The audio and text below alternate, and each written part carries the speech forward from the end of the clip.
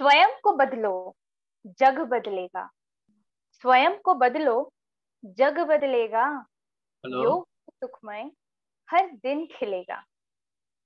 दिल को इतना सुकून देकर जाता है जो, दिल को इतना सुकून देकर जाता है जो, वो संगीत सुनकर हर दिन ही नहीं पूरा दुनिया खिलेगा। नमस्कार। सभा में उपस्थित सभी सदस्यों को हमारी तरफ से हार्दिक स्वागत और अभिनंदन। संगीत और योग, ये दोनों साधनाएं भारत में बहुत दिनों से ही निरंतर प्रचलित रही है। इसीलिए आज के हमारे कार्यक्रम भी योग और सितार को लेके होने वाला है। संगीत और योग के करीब माना गया है। योग और संगीत का जुड़ाव सारी दुनिया मानती है। योग करते समय भी संगीत के साथ शरीर और आत्मा का जुड़ाव तेजी से हो जाता है। संगीत के बिना जैसे योग अधूरा है, वैसे ही संगीत भी योग की तरह ही तन और मन दोनों के लिए लाभदायक है। संगीत का उद्देश्य केवल मनोरंजन करना ही नहीं है। आधुनिक मीडिया में बने रहने के इच्छुक संगीतज्ञों को छोड़ दिया जाए तो हर तरह का संगीत शुद्धता और पवित्रता पर जोर देती है। जिस प्रकार संगीत एक उपासना का तरीका है, उसी प्रकार योग शास्त्र हमारे जीवन का मित्र है। यदि शरीर स्वस्थ रहे तो हम जीवन का आनंद ले ही सकते हैं। Good evening to one and all present over here. On behalf of the Department of Yogic Art and Science, Vishwabharati, and Inter-University Center for Yogic Sciences, UGC, I welcome everyone to the virtual celebration of the 7th International Day of Yoga. The Yoga Week began on 14th June, and today we are on the 4th day of the scheduled yoga program on yoga and sitar. Playing musical chords during yoga and meditation practice enables us to get into the flow more easily and can give you that extra push to fully go for it. Thereby, without further ado, I would like to start the program with an inaugural song.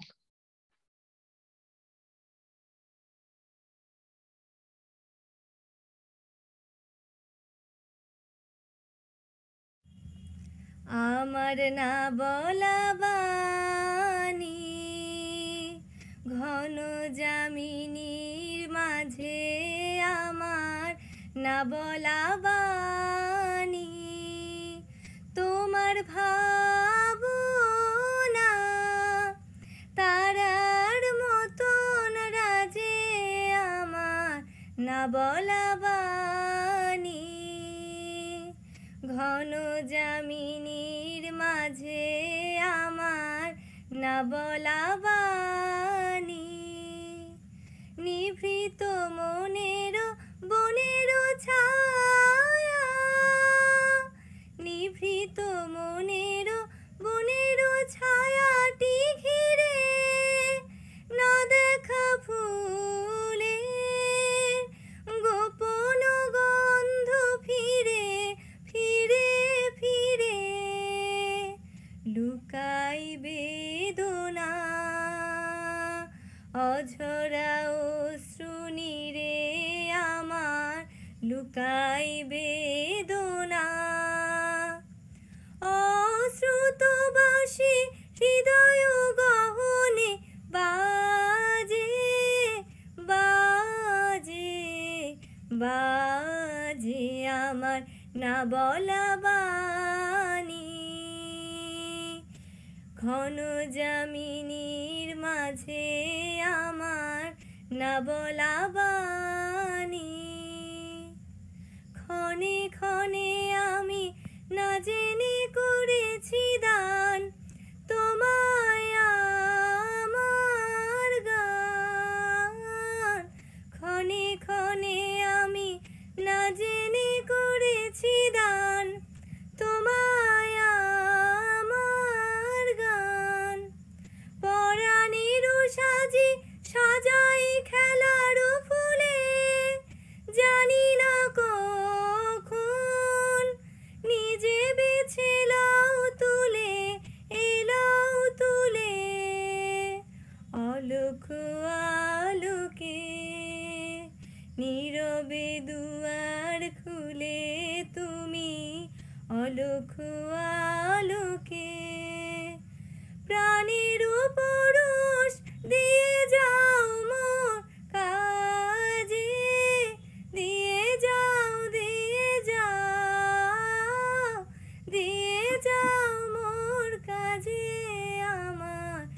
না বলা বাণী ঘন যামিনীর মাঝে আমার না বলা বাণী।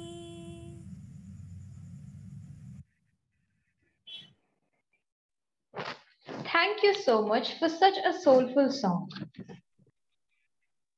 उसकी उंगलियों को संगीत से प्रेम है, उसकी उंगलियों को संगीत से प्रेम है, बिना तार के भी सितार बज जाता है। खिंचाव है उसके सरगम में अद्भुत, खिंचाव है उसके सरगम में अद्भुत, एक ताल में ही मुस्कान आ जाता है। सितार वीणा और ईरानी तंबूरा का मिश्रण है। इसका आविष्कार आमिर खुसरो ने किया था। ये भारत के सबसे लोकप्रिय वाद्य यंत्रों में से एक है, जिसका प्रयोग शास्त्रीय संगीत से लेकर हर तरह के संगीत में किया जाता है।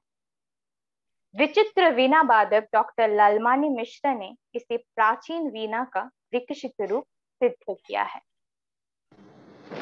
Invented in medieval India and flourishing in the 16th and 17th centuries, sitar is used in Hindustani classical music, which is now widely popular all across the globe.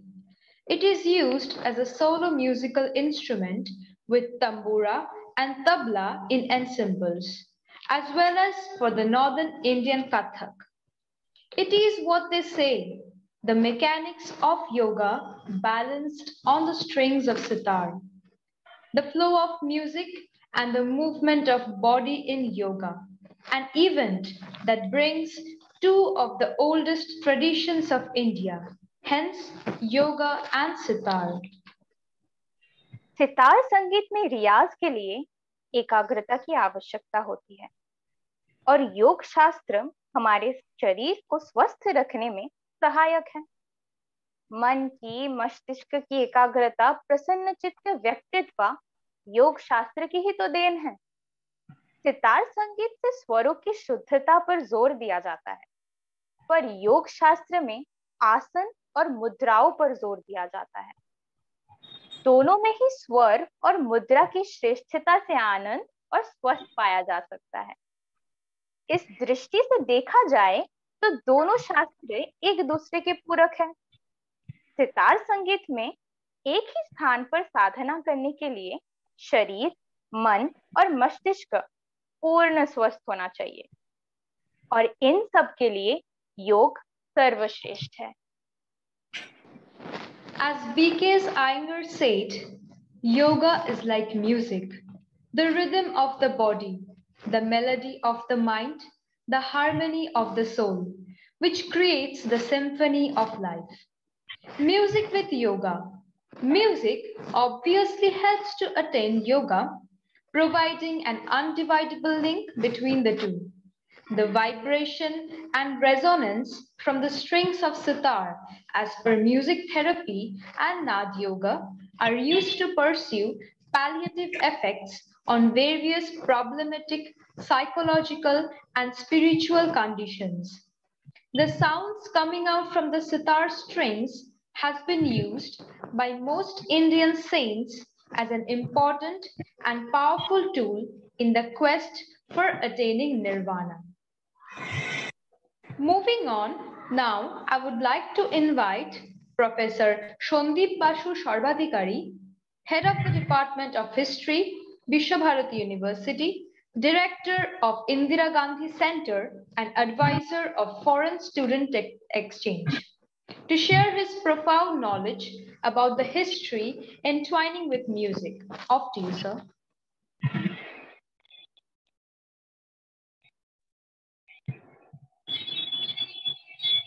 নমস্কার। আন্তর্জাতিক সপ্তম যোগ দিবস উপলক্ষে বিশ্বভারতীর যৌগিক আর্ট এবং সায়েন্সেস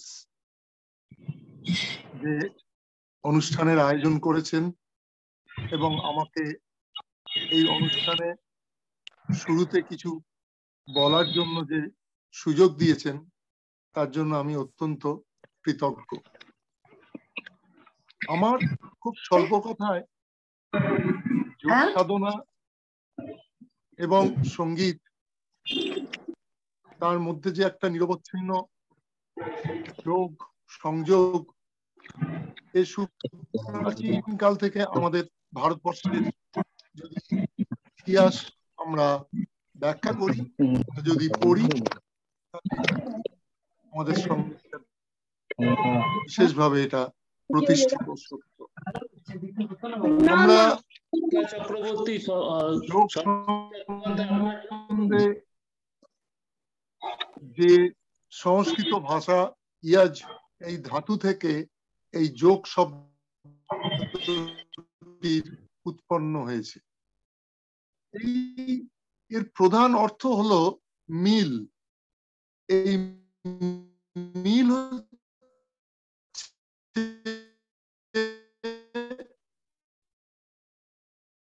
মানব শরীরের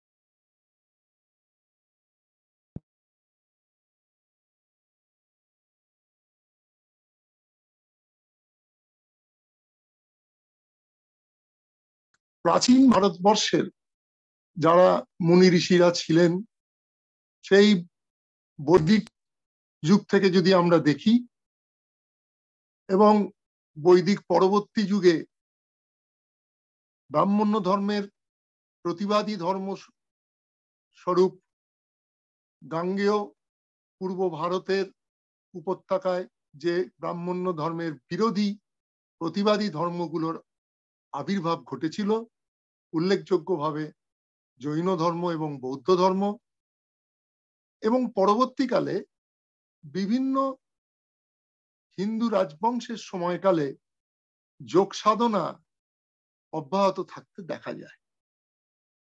আবার চিত্ত নিবৃত্তির আর এক নামও হলো যোগ।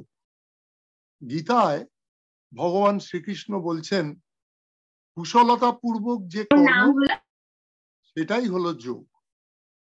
গীতার কর্মযোগে শ্রীকৃষ্ণ বলছেন অর্জুনকে, কর্মণ্যে বাধিকারস্তে মা ফলেষু কদাচন। অর্থাৎ, হে অর্জুন, কর্মেই তোমার অধিকার আছে, কিন্তু ফলে কোনো অধিকার নেই। এ কথা বলার তাৎপর্য হলো, কর্ম করে যাও, ফলের আশা করো না, ফল আপনি আসবে। তো আমরা যদি এই ভারতবর্ষের ইতিহাসের প্রেক্ষিতে প্রাচীন মুনি ঋষিদের যোগ সাধনার ব্যাখ্যা যদি দেখি বা শুনি, সেখানে সবসময় যে কর্মফলে আশা করেই যে তারা এই যোগ সাধনায় নিজেদেরকে যুক্ত করেছিলেন তা কিন্তু নয়। ফল দেখতে পাওয়া গেছে বিভিন্ন যুগে বিভিন্ন সময়ে নানাভাবে সেই ফলের প্রকাশ ঘটেছে। আবার ব্যাসদেব বলছেন, যোগী হলো এক অর্থে সমাধি। ঊনবিংশ শতাব্দীতে ঠাকুর রামকৃষ্ণ পরমহংসদেব কি স্বামী বিবেকানন্দ এই কথাটি বিশেষভাবে জোর দিয়ে উল্লেখ করেছেন। যোগকে এক কথায় বলা হয় যে কুশল কর্ম পদ্ধতি। আত্মার শুদ্ধিকরণের জন্যই কিন্তু আত্মার শুদ্ধিকরণের প্রয়োজন। ঠিক এই আত্মার শুদ্ধিকরণের সঙ্গে সঙ্গে আত্মশক্তির বিকাশ, যা আমাদের এই বিশ্ববিদ্যালয়ের প্রাণ পুরুষ প্রতিষ্ঠাতা গুরুদেব রবীন্দ্রনাথ ঠাকুরের চিন্তা ভাবনায় আশ্রম প্রতিষ্ঠার মধ্যে দিয়ে বিশেষভাবে এটা পরিলক্ষিত হয়। জন্মলগ্ন থেকে, যবে থেকে আমাদের এখানে শান্তিনিকেতন ব্রহ্মচর্য আশ্রম বিদ্যালয়ের প্রতিষ্ঠা এবং এক বিরাট পরিবর্তনের মধ্যে দিয়ে, নানান ধরনের বিবর্তনের মধ্যে দিয়ে আজকের আমাদের যে বিশ্বভারতী আমরা দেখতে পাচ্ছি, তার জন্মলগ্নে আশ্রম জীবনে, তপবন কেন্দ্রিক আশ্রম জীবনে সঙ্গীত এবং সম্পূর্ণ মানুষ করে তোলার ব্রত নিয়ে সেই সময়কার শিক্ষকরা যেভাবে আশ্রমের ছাত্রছাত্রীদেরকে শিক্ষিত করেছেন, প্রকৃতির কোলে বেড়ে উঠেছে তারা, তারই প্রতিচ্ছবি ধ্বনিত হতে দেখা যায় সুপ্রাচীন কাল থেকে ভারতবর্ষের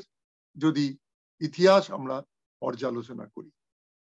যোগী হলো আধ্যাত্মিক কামধেনু, যা চাওয়া যায় তাই পাওয়া যায়। এই যোগের মধ্যে দিয়ে শুধু শরীর চর্চা, প্রাণায়াম, নীরব থাকাটাই বড় কথা নয়। এই যোগ হচ্ছে একটা পরমাত্মার সঙ্গে নিজের আত্মাকে যুক্ত করার যে সাধনা। আর এই সামাজিক দৃষ্টিকোণ থেকে, আজকের সামাজিক দৃষ্টিকোণ থেকে বলা যায় যে ভারসাম্যতা বজায় রাখতে, দৈহিক সুস্থতা বজায় রাখতে যোগাসনের গুরুত্ব অপরিসীম।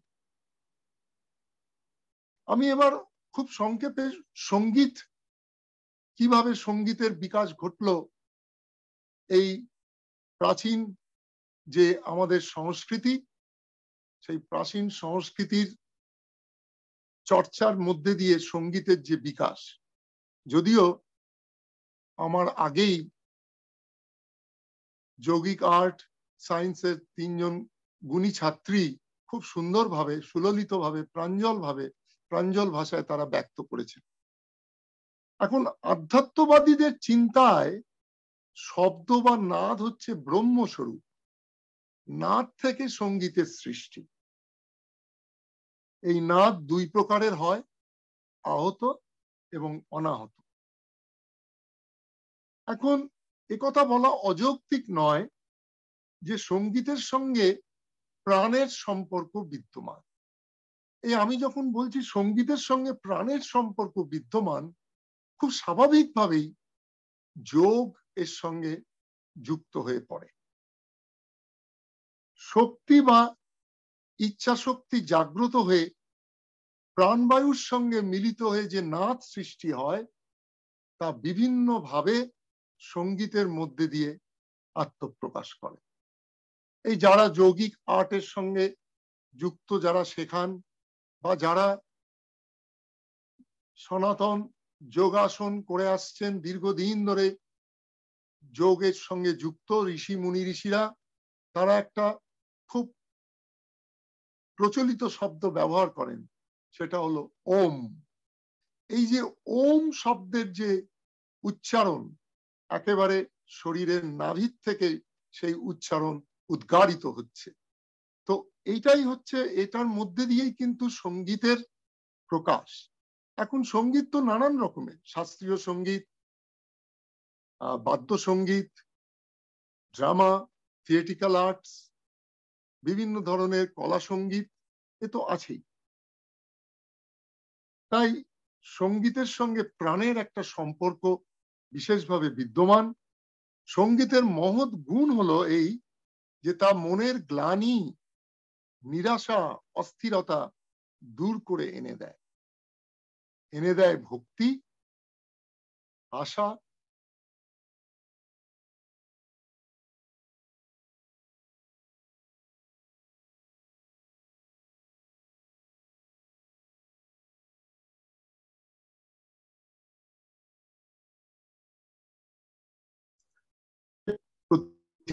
প্রতিবেশীদের সঙ্গে কিভাবে যোগসূত্রতা এনে দেওয়া যায়। তো সেখানে তারা আলোচনা প্রসঙ্গে নানান রকম কথা বলেছেন, ব্যাখ্যা করেছেন। তার মধ্যে যোগ সাধনা, একাগ্রতা সঙ্গে যোগ করা এবং অভ্যাস করা এবং সঙ্গীত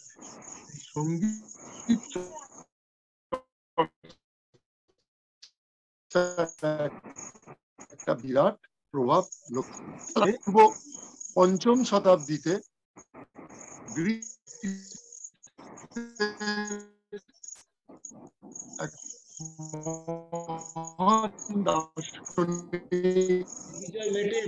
দিগ্বিজয় মেটে মিউট করো।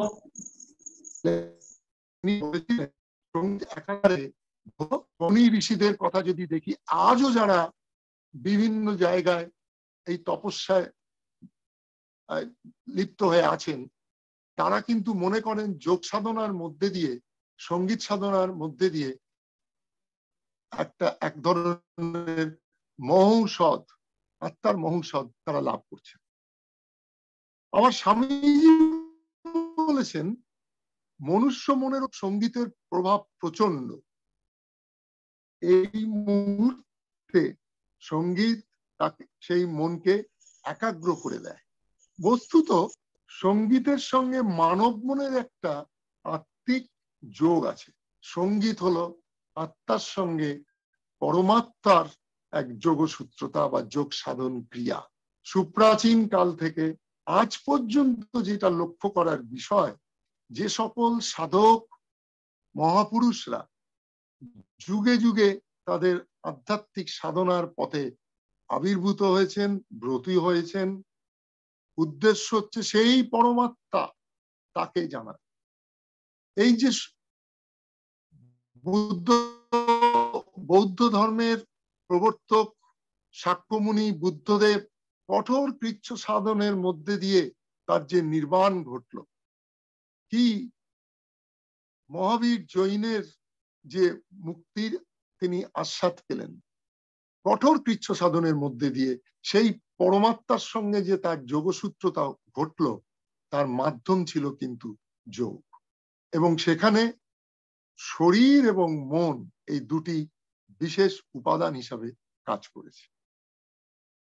এখন এই সঙ্গীতের আর একটা দিক হলো আত্মবিকাশ ও চিত্ত বিনোদন, যেখানে আত্মার জন্য সঙ্গীত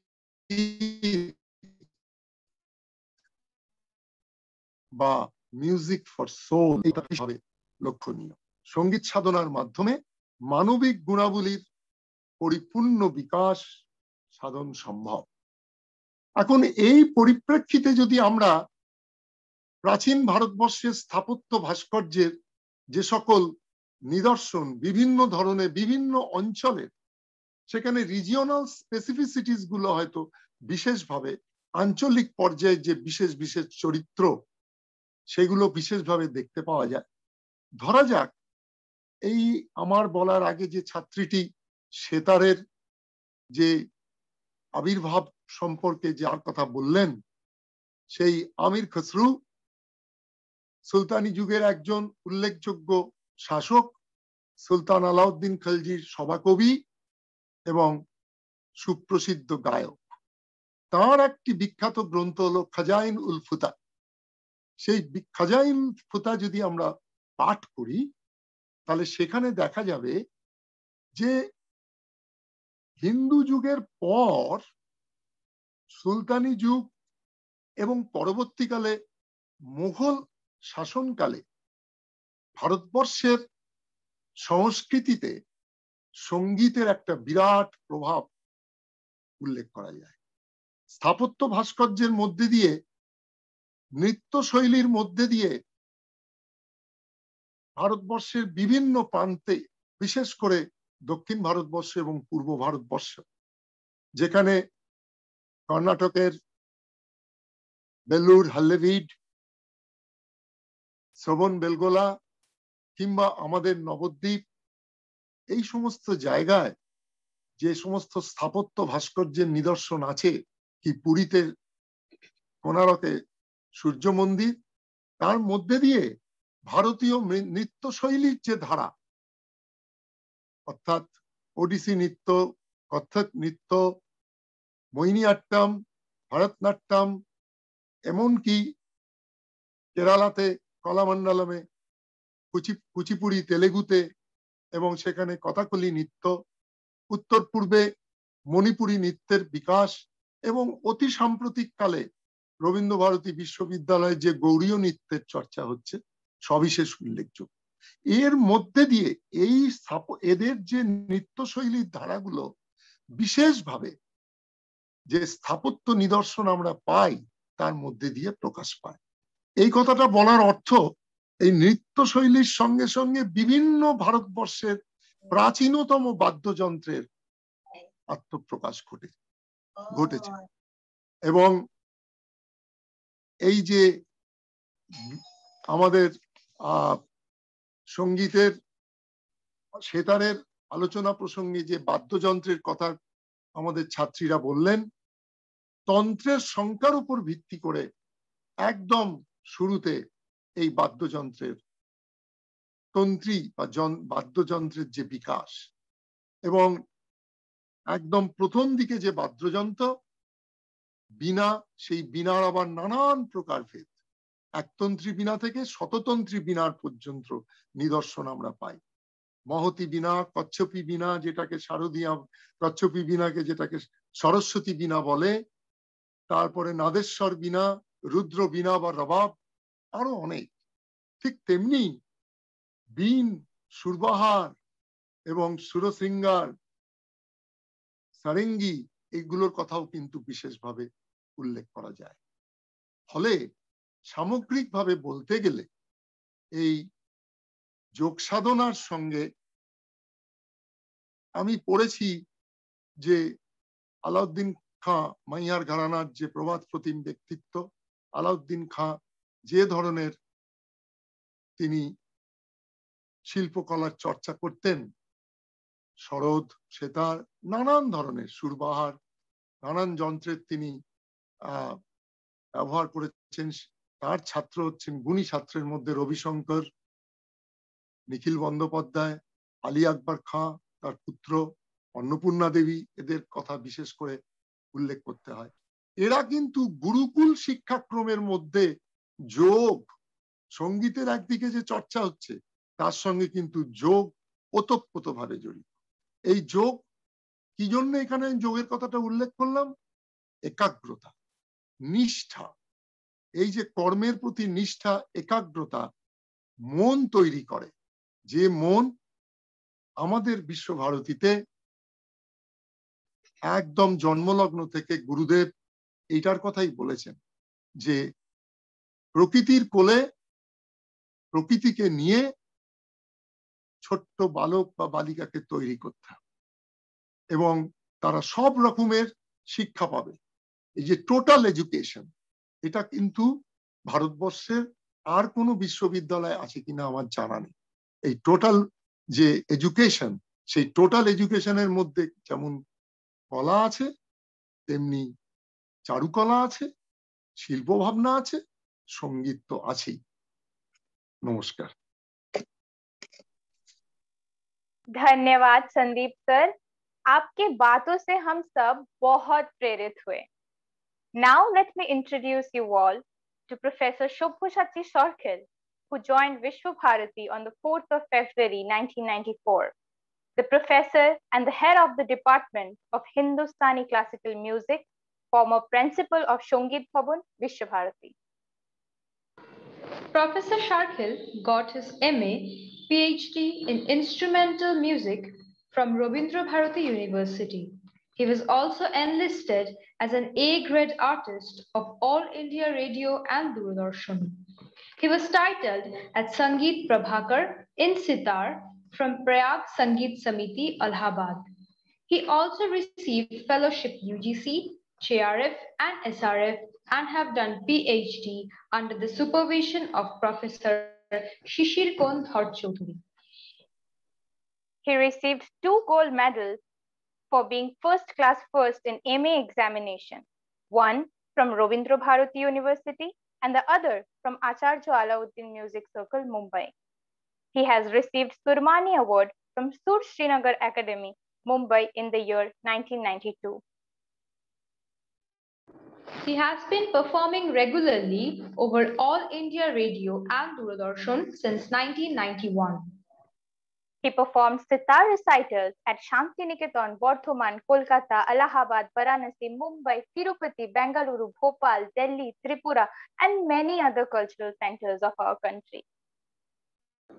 He performed his solo sitar recitals at Japan and in India Festival by Asian Cultural Exchange Foundation at South Korea. He also demonstrated in Dhaka University, Rajshahi University, and other universities in Bangladesh. Performed online sitar recital for Sharod Arkho organized by the Department of Yogic Art and Science, Vishwabharati on the 14th of October 2020. He published one book in Bengali titled as Shetarer Bibortone, Joypur Shenia o Imdad Khani Ghorana. With such prolific records, I would like to invite Professor Shakil for the highlight of this evening with his sitar performance.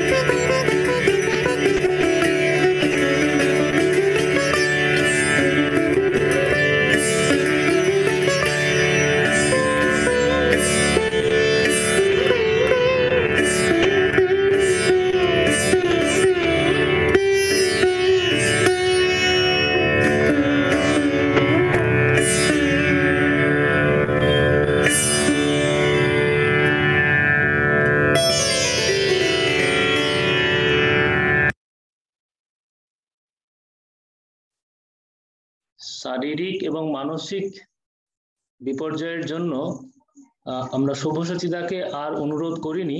কিছুদিন আগেকার একটি recording আমরা আপনাদের জন্য বাজিয়ে শোনাচ্ছি।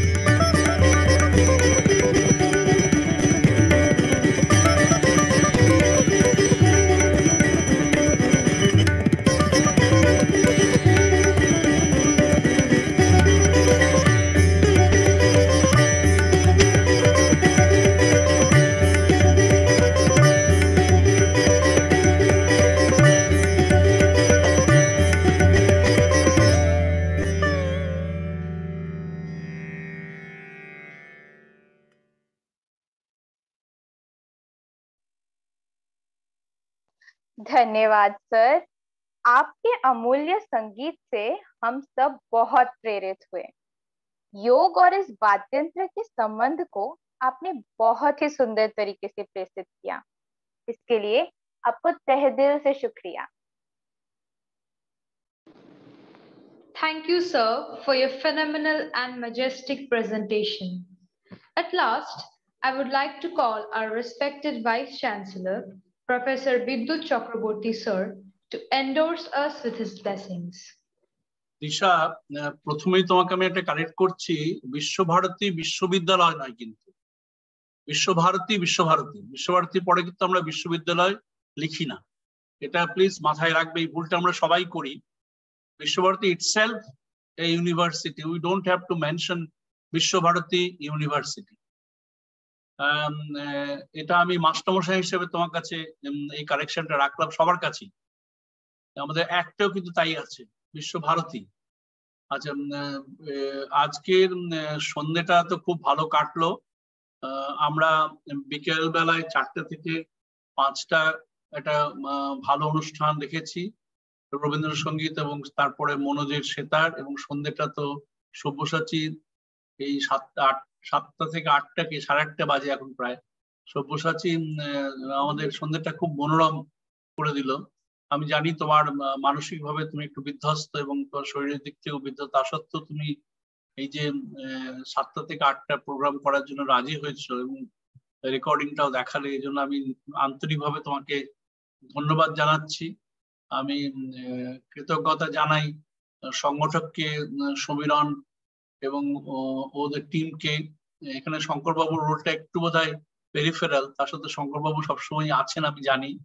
এবং আমাদের যে দুজন কম্পেয়ার করলেন, সৌমিলি এবং দিশা, এরাও খুব ভালো কাজ করেছে। এবং হিন্দি সৌমিলি তুমি বললে না, হিন্দিটা খুব ভালো বলেছে। এবং একান্তে একটু শের শায়েরি করো, সেটা করলে এই ব্যাপারটার আরো অন্য মাত্রা পাবে।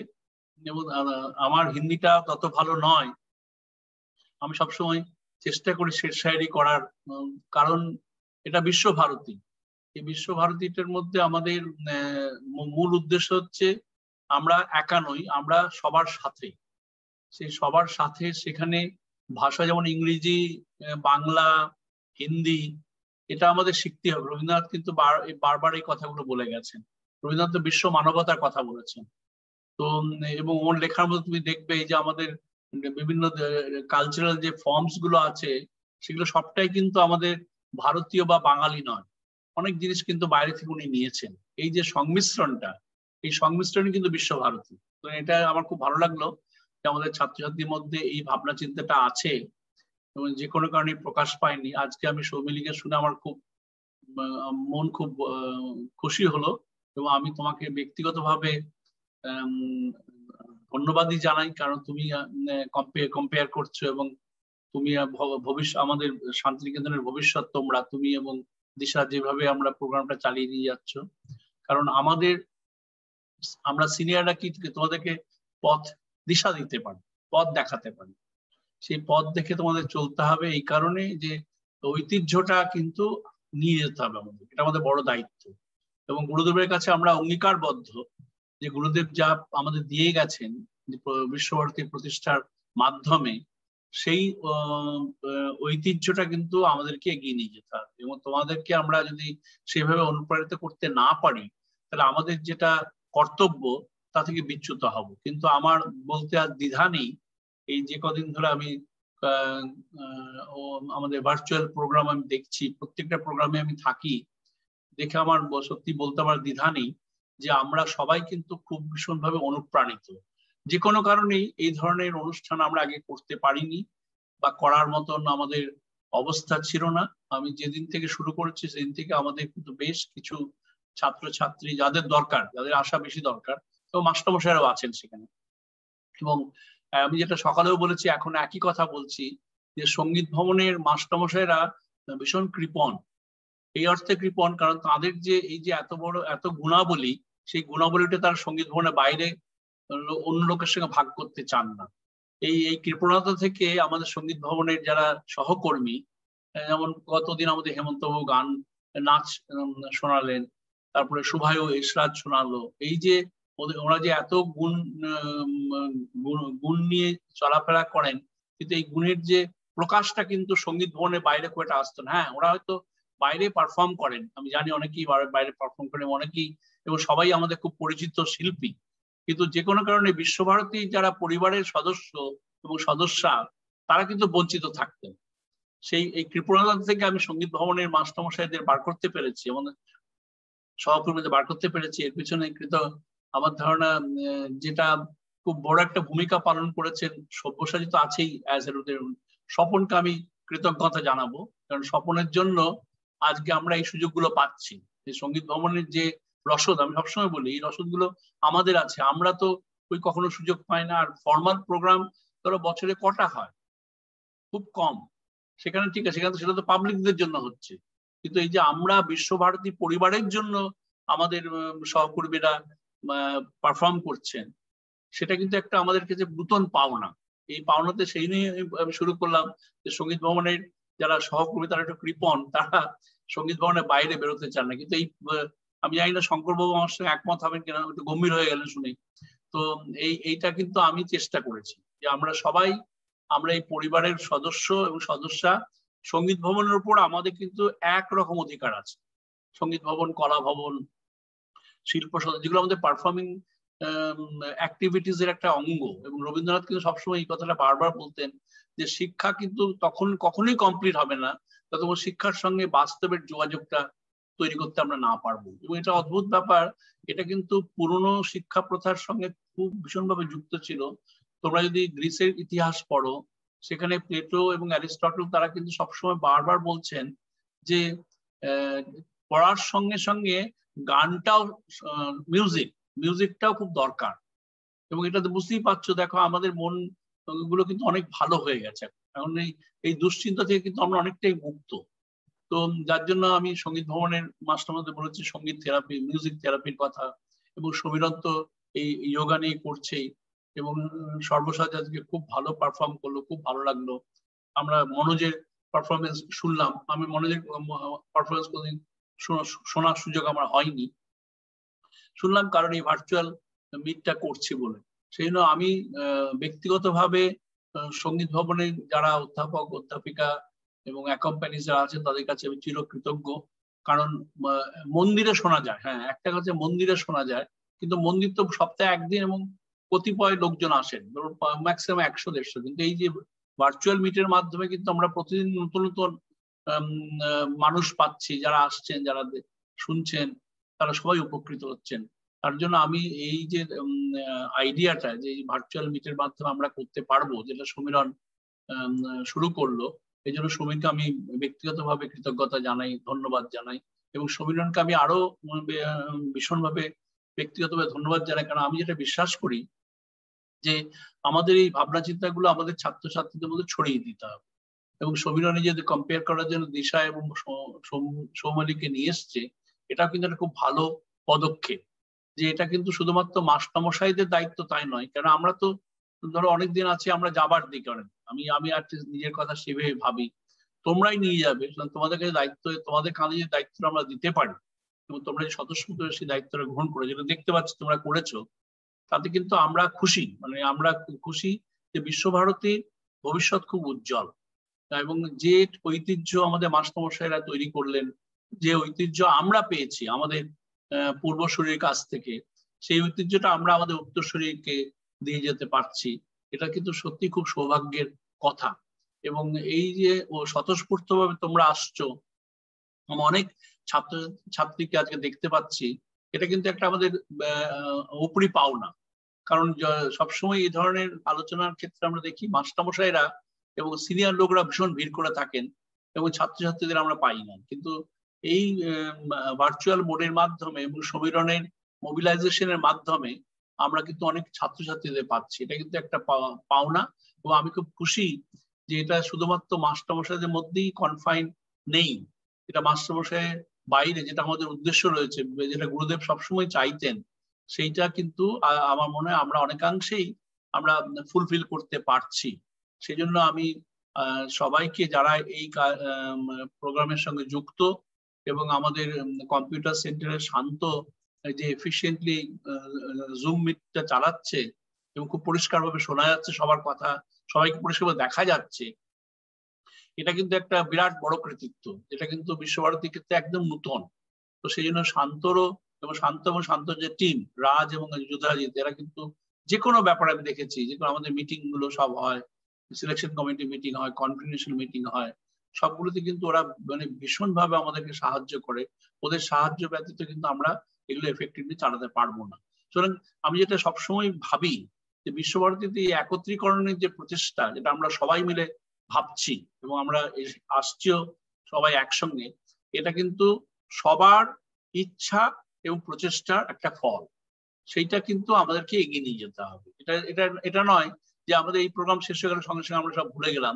সেই জন্য আমি অনুরোধ করেছি যে আগামী দিনেও এই ধরনের প্রোগ্রাম যেন সপ্তাহে অন্তত একদিন করা যেতে পারে। ধরো একদিন সমীরণ করলো সপ্তাহে, একদিন আমাদের সঙ্গীত ভবনের মাস্টারমশাইরা মিউজিক থেরাপি নিয়ে করলো, একদিন অন্য কোনো বক্তৃতা হলো, যে বক্তৃতা আমাদের চলছে, আজকে ডাক্তারবাবু এসেছিলেন, অপূর্ব বক্তৃতা শোনা গেল। মানে আমরা যে কোভিড সম্বন্ধে আমাদের যে কত ভুল ধারণা ছিল, এবং সেটা কিন্তু আমাদের মনের দিক থেকে ভীষণভাবে আমাদেরকে অনুপ্রাণিত করলো। তাই এই সমস্ত আলোচনা, এই সমস্ত মিটিংয়ের একটা গুরুত্ব আছে, সেই গুরুত্বটা কিন্তু আমরা মর্মে মর্মে উপলব্ধি করছি। তাই আমি আবার তোমাদের সবাইকে ধন্যবাদ জানাই, কারণ আমি ব্যক্তিগতভাবে খুশি এবং আমি সবারই মুখ দেখতে পাচ্ছি যারা খুব খুশি, এবং আগামী দিনে তারা যে এই সমস্ত অনুষ্ঠানে যোগদান করার জন্য আগ্রহী, এই সম্বন্ধে আমার কোনো আর দ্বিধা নেই। আমরা কিন্তু এগিয়ে যাব, এবং সেইটা বলে এবং সবাইকে আবার ধন্যবাদ জানাচ্ছি। সৌমালী এবং দিশা, ভগবানের কাছে প্রার্থনা করি তোমরা এগিয়ে যাও, তোমরা বিশ্বভারতীর নাম উজ্জ্বল করো, এবং তোমাদের সাথে সাথে যেন আমরাও নিজেদেরকে প্রতিষ্ঠা করতে পারি। তো এইটা সবসময় মাথায় রেখো। এই বলে আমি তোমাদেরকে আবার ধন্যবাদ জানাই, তোমাদেরকে আমি কৃতজ্ঞতা জানাই, ভগবানের কাছে প্রার্থনা করি আপনারা সবাই সুস্থ থাকুন, সবাই ভালো থাকুন, এবং বিশ্বভারতীর যেন আমরা বিশ্বভারতীকে ঠিক ভাবে সেবা করতে পারি, যেভাবে রবীন্দ্রনাথ ভেবেছিলেন। সবাই ভালো থাকুন, শুভ সন্ধ্যা এবং নমস্কার। আমি একটা শব্দ কথা বলি, আমি কিন্তু গম্ভীর হইনি। আমি ভাবছিলাম যে এই যে পরিবর্তন হলো, এটা কিন্তু কোভিডের একটা পজিটিভ দিক। এই করোনা না এলে এই জিনিসটা কিন্তু আমরা পেতাম না, এইটা আমরা তখন ভাবছিলাম আর কি। এই তারই একটা প্রতিফল, এই দিক থেকেও আমরা কিন্তু দেখতে পারি আর কি কিছুটা। স্যার আমার কিছু বলার ছিল। কিন্তু শঙ্কর বাবু, কোভিড তো বহুদিন ধরেই ছিল, কিন্তু এটা তো আমরা করতে একটু সময় লাগলো। তার মানে মানুষের ভূমিকাটা কিন্তু অনেক গুরুত্বপূর্ণ। আমরা ছাত্রদের জন্য এই যে ডাক্তারবাবুদের আমরা গত বছর ছাত্রছাত্রীদের নিয়ে শুরু করেছিলাম, মানে অনেকগুলো প্রোগ্রাম এরকম অনলাইনে করেছিলাম আমরা। কিন্তু সেটা বলছি, আপনাদের ইনিশিয়েটিভ না থাকলে, কোভিড তো ছিলই, কিন্তু ইনিশিয়েটিভটা দরকার। এই যে আপনি যোগাযোগ করছেন ডাক্তারবাবুর সঙ্গে, সমীরণ যোগাযোগ করছে, তারপরে এই ছাত্রছাত্রীদের তৈরি করা, সব্যসাচী পারফর্ম করা, এবং এই যে মিউজিক থেরাপি যে শেডিউল তৈরি করলো আলোচনা করে, আমি মনে করি পরিবেশ মানে কনটেক্সট তো আছেই, কোভিড তো ছিল, কিন্তু তার সঙ্গে সঙ্গে মানুষের প্রচেষ্টা, এই আপনাদের প্রচেষ্টাটা থাকলে কি এটা আমরা করতে পারতাম। আমি সেই জন্য আমি মনে করি যে মানুষের প্রচেষ্টাতে কিন্তু অনেক কিছু করতে পারি। পরিবেশ তো আছেই। আমি দ্বিমত হচ্ছি না, আমি আপনার মতের সঙ্গে আমি আর একটু এটা এক্সটেন্ড করে দিলাম। স্যার আমার একটু কথা বলার ছিল। বলো সব্যসাচী, বলো। আমি সবার প্রথমে এই যে আন্তর্জাতিক যোগ দিবসের যে বিরাট যোগ্য যে ব্যবস্থা করেছেন প্রফেসর সমীরণ মণ্ডল, সমীরণ দাকে আমি আমার আন্তরিক শ্রদ্ধা এবং নমস্কার জানাই। তিনি সেই অনুষ্ঠানে আমাকে মনে করেছেন, এবং আমাদের মাথার উপরে যিনি আছেন আমাদের উপাচার্য মশাই অধ্যাপক বিদ্যুৎ চক্রবর্তী মশাই, তিনি তার যে উদ্যোগে এত ধরনের বিভিন্ন অনুষ্ঠান হচ্ছে প্রত্যেক দিন, আমরা অনেকভাবে উপকৃত হচ্ছি, অনেক কিছু জানতে পারছি, অনেক কিছু ভুল ধারণা আমাদের মধ্য থেকে চলে যাচ্ছে, আমরা অনেক ভয় ভীতি থেকে মুক্ত হচ্ছি। এই সমস্ত কিছুর জন্য আমি আপনাকে আমার কৃতজ্ঞতা এবং শ্রদ্ধা জানাই। আর আর যারা এই অনুষ্ঠানটাকে খুব সুন্দরভাবে পরিচালনা করেছেন তাদের সবাইকে আমার আন্তরিক ধন্যবাদ জানাই। আমার একটা কথা এখানে একটুখানি আমি বলবো, এই সৌমিলি আর দিশা এরা খুব সুন্দরভাবে কম্পেয়ার করেছে, অদ্ভুত সুন্দরভাবে কম্পেয়ার করেছে, কিন্তু আমার একটা জায়গায় একটা বলার আছে, সেটা হলো যে সেতারের সম্পর্কে ওরা যেটা বলেছেন যে আমির খুসরো সেতার আবিষ্কার করেছে, এই বিষয়টা কিন্তু একটা সময় প্রচলিত ধারণা ছিল, কিন্তু আধুনিক কালের গবেষকদের যে চিন্তা ভাবনা সেখানে যদি আমরা যাই তাহলে আমরা দেখতে পাবো যে অষ্টাদশ শতাব্দীর আগে সেতারের কোনো অস্তিত্ব ছিল না। আমির খুসরো কিন্তু আলাউদ্দিন খিলজির রাজত্বকালে তার সভাসদ ছিলেন, খুব বড় সঙ্গীতজ্ঞ ছিলেন এবং তার মন্ত্রী ছিলেন, কিন্তু তিনি বিরাট বড় সঙ্গীতজ্ঞ ছিলেন, তিনি অনেক সঙ্গীতের জন্য অনেক কিছু করেছেন। কিন্তু অষ্টাদশ শতাব্দীতে তানসেনের বংশধরদের মধ্যে একজন, যিনি মোহাম্মদ শাহ রঙ্গিলের সময়কার লোক, যার নাম হচ্ছে সদারং, সদারঙের ভাই খুসরো খাঁ বলে একজন মানুষ ছিলেন। তিনি ভারতীয় সঙ্গীতের যে ত্রিতন্ত্রী বীণা বলে এক রকমের বীণা ছিল, আমাদের দেশের সমস্ত তন্ত্রী বাদ্যকে বীণা বলা হতো, সেই রকম একতন্ত্রী বীণা, ত্রিতন্ত্রী বীণা, শততন্ত্রী বীণা, এরকম প্রচুর বীণার উল্লেখ পাওয়া যায়। তার মধ্যে ত্রিতন্ত্রী বীণাকে সেই সময় আমাদের এই খুসরো খাঁ সাহেব তিনি সেহেতার বলা শুরু করেছিলেন। সেহে ফার্সি ভাষায় সেহে মানে হচ্ছে তিন, আলে বে এবং সেহে, 1 2 3, সেহে মানে তিন, সেহেতার বলা শুরু করেছিলেন। এবং এই তথ্যটা সঙ্গীত চিন্তামণি গ্রন্থে কৈলাসচন্দ্র দেব বৃহস্পতি পরিষ্কার করে লিখেছেন যে পুরনো দিনের যে একটা ধারণা ছিল সমস্ত কিছু আমির খুসরো করেছেন, কিন্তু এই যে খুসরো খাঁ, এই খুসরো খাঁ তিনি সাধু প্রকৃতির লোক ছিলেন, তিনি খুব বিখ্যাত বীণকার ছিলেন, তিনি রুদ্রবীণা বাজাতেন, ধ্রুপদ গাইতেন এবং তানসেনের বংশধর ছিলেন। এবং তিনি তাকে তার গুণের জন্য, তিনি এত গুণী ছিলেন, তার গুণের জন্য তাকে অনেকে আমির বলতেন। এবারে সেই খুসরো খাঁকে কেউ কেউ খুসরো শাহ বলতেন, শুধু সাদা সিধে মানুষ ছিলেন বলে ফকির খুসরো বলতেন, কেউ বলতেন আমির খুসরো। ইনি কিন্তু অষ্টাদশ শতাব্দীর মানুষ। এই খুসরো খাঁয়ের সঙ্গে ওই আলাউদ্দিন খিলজির সময়কার আমির খুসরোকে কিন্তু আমরা গুলিয়ে ফেলেছিলাম, এবং আধুনিক গবেষকরা এইটা প্রমাণ করেছেন যে সেই সময় যদি সেতার বলে কোনো যন্ত্র থাকতো তাহলে অষ্টাদশ শতাব্দী পর্যন্ত বিভিন্ন গ্রন্থে তার কোনো না কোনো উল্লেখ থাকতো, কোথাও কিন্তু তার উল্লেখ পাওয়া যায় না। এমনকি এই বিভিন্ন ভাস্কর্য এবং স্থাপত্য যে সমস্ত আছে আমাদের, সেখানেও এর কোনো রকম অস্তিত্ব পাওয়া যায় না। এবং অষ্টাদশ শতাব্দীর আগে পর্যন্ত কোনো সেতার বাজিয়ে কেউ আমরা খুঁজে পাই না। সেই জন্য এই অষ্টাদশ শতাব্দীর পরে ধীরে ধীরে এই আমির খুসরো খাঁয়ের পরবর্তী বংশধরদের মধ্যে মসিদ খাঁ, যারা পরবর্তীকালে জয়পুরে চলে যান ব্রিটিশদের সময়ে, সেই সময়ে মসিদ খানি বাজ সৃষ্টি হয় এবং সেটাই সেতারের সব থেকে পুরনো বাজ। এবং সেখান থেকে আজকের সেতারে বিভিন্নভাবে বিবর্তিত হয়ে আজকের নতুন যে মডার্ন সেতার তৈরি হয়েছে। আমি এই জিনিসটা একটুখানি বলে দিতে চাইলাম এখানে। আমি আপনাদের কাছে এই তথ্যটা জানাতে চাই যে এই তথ্যটা কিন্তু অনেক ভুল তথ্য হিসেবে অনেক বইতেও আছে, পুরোনো দিনের এটা একটা সাধারণ ধারণা ছিল, সেই জন্য এইটুকু আমার বলার। নমস্কার। না, ধন্যবাদ সর্বজিৎ। সব্যসাচী, ধন্যবাদ সব্যসাচী। এটা সত্যি জানার কথা, কারণ আমির খুসরো আর আমির পরবর্তীকালে খুসরো খাঁ, এই দুজনকে আমরা মিলিয়ে ফেলেছি। আমিও জানতাম না। আমি তোমার কাছে শুনেছি না, আমি তোমাকে ধন্যবাদ দেবো। আমার ধারণা আমার সঙ্গে যারা শুনলেন তারা সবাই তোমাকে ধন্যবাদ দেবে।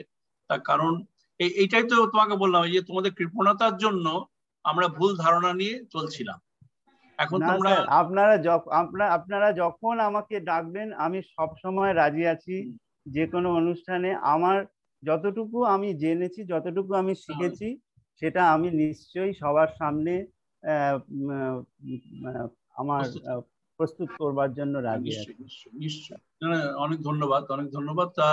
এরপরে কি দিশা এবং সৌমালি তোমরা বলো, তোমরাই তো পরিচালনা করছো, এরপর আমাদের কি আদেশ তোমাদের বলো, তোমরাই বলো কি সমীরণ, এরপরে কি আমরা শেষ করছি স্যার, শেষ করো, কনক্লুড করো, শেষ করো। Thank you so much, sir, for sharing such words of wisdom. আর স্যার আমি বিশ্বভারতীটা নিশ্চয়ই মাথায় রাখবো, ফার্দার এই মিস্টেকটা হবে না। ধন্যবাদ, ধন্যবাদ। योग के इस पावन और उपयोगी सत्र को हम यहीं पर विराम देते हुए आप सभी को धन्यवाद प्रकट करते हैं। अपने पूरे दिनचर्या में आप सभी ने अपना अमूल्य समय योगमय सत्र में सार्थक किया। इसके लिए आप सभी को दिल से शुक्रिया। आखिर में एक शायरी। आज फिर से एक महफिल भरा है, आज फिर से एक महफिल भरा है, यादों का एक सितार बजा है। समझना चाहता है दिल ये मेरा, समझना चाहता है दिल ये मेरा, क्यों ये महफिल इतना यादगार बना है। बिल्कुल, तो हम सभी की तरफ से दिल से धन्यवाद। बहुत धन्यवाद। Thank you.